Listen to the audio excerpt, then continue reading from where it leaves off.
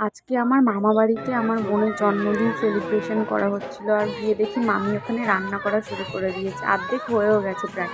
তারপর আমি, আমার বোন আর সব ভাই বোন মিলে আমরা মজা করছিলাম। তারপর এক এক করে দিদা, মা সবাই মিলে আশীর্বাদ করে নেওয়ার পর এবারে শুরু হবে খাওয়া দাওয়ার পর্ব। আর মামি নিজে নিজে একা হাতে অনেক কিছু রান্না করেছিল বোনের জন্য আর সাথে আমাদের জন্য। এখানে সবাই ছিল উপস্থিত, আমিও ছিলাম।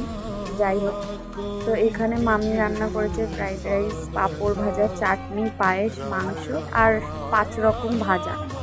তো তারপর ওদেরকে খেতে দিয়ে দিয়েছে, আর আমার ছোট ভাই ঘুমিয়ে ঘুমিয়ে খাচ্ছিল। তোমরা দেখে নাও একবার ওকে, ও কীভাবে চাটনি খাচ্ছে। তারপর আমিও খেতে বসে পড়লাম। আর ফ্রাইড রাইস আর চিকেন কষাটা অসাধারণ হয়েছিল। তারপর আমি আবার একবার চেয়ে নিয়ে নিলাম। এদিকে আমি খাই ফ্রাইড রাইস, আর এদিকে আমার দিদা আমাকে বলছে যে খাওয়ার ভিডিওটা ভালো করে শ্যুট করতে। তারপর খেয়ে নিলাম চাটনি, পাঁপড়। আর সত্যি বলতে গেলে বিকালে কেক কাটা হয়েছিল আর দুপুরে খাওয়া দাওয়া হয়েছিল। আর বিকালবেলা মামা নিয়ে এসেছে একটা চকলেট কেক, আর কেকটাও খুব টেস্টি ছিল খেতে। তো সবাই মিলে কেকটাকে সাজিয়ে নেওয়ার পরে তারপরে এখানে কেক কাটা হয়ে গেছে।